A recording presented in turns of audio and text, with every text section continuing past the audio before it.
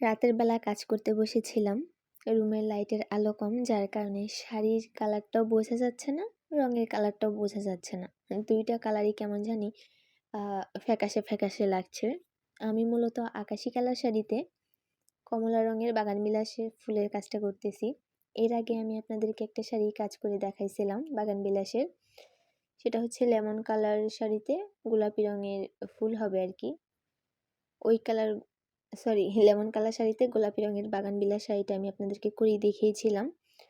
Video share করছিলাম আপনাদের সঙ্গে। তো আলহামদুলিল্লাহ শাড়িটা সবাই এত বেশি পছন্দ করছিলেন যে এই শাড়িটা আমার আবার করতে হচ্ছে।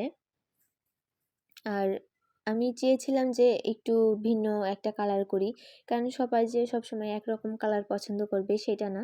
তো আমি সেজন্য ভাবলাম যে আকাশি কালার শাড়িতে কমলা রঙের একটা বাগানবিলাস ফুলের শাড়ি করি, যেটা সবাই পছন্দ করবে। তো ওইটুকু রাতে করেছিলাম, এইটুকু হচ্ছে দিনের বেলা করতে বসেছি। তো এটা হচ্ছে গিয়ে শাড়ির অরিজিনাল কালার কিছুটা হলেও বোঝা যাচ্ছে, কারণ হচ্ছে ফ্রেমে যখন আমরা শাড়ি রাখি তখন শাড়ির যে অরিজিনাল যে কালারটা এটা সবসময় বোঝা যায় না। যেমন এটা কিন্তু একদম আকাশি, কিন্তু আকাশি কালারটা কিন্তু তেমন বোঝা যাচ্ছে যে আকাশি, কিন্তু তারপরেও অরিজিনাল যে কালারটা সেই কালারটা আসতেছে না, ফ্যাকাশে লাগতেছে। তো আমি আপনাদেরকে একটা কথাই বলবো, যদি আমার থেকে শাড়ি নেন তাহলে অবশ্যই হাতে সময় নিয়ে অর্ডার করবেন, কারণ সব সময় সব শাড়ি স্টক থাকে না। যেমন এই শাড়িটা করতেছি, এই শাড়িটা যদি এখন শেষ হয়ে যায়, এই শাড়িটা আমার রেডি করতে আবার আমার ১ সপ্তাহ সময় লাগবে, কম হলেও আমার ৫ দিন সময় লাগবে।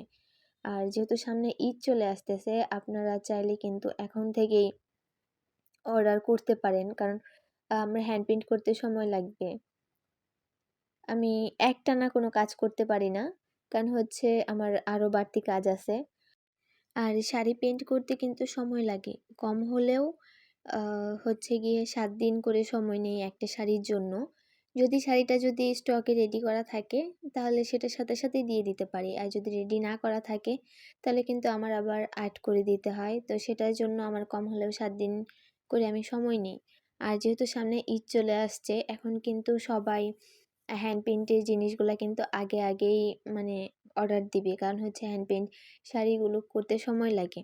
তো আপনারা কেউ যদি শেষ পর্যায়ে আইসা বলেন যে আপু শাড়িটা আর্ট করে দেন বা পেইন্ট করে দেন, তখন আসলে দেওয়া সম্ভব হয় না। এর আগেও ঈদে এরকমটা হয়েছিল যে ঈদের ৪ দিন আগে আইসা বলে যে আমাকে পেইন্ট করে দেন। আসলে ওইভাবে সম্ভব হয় না।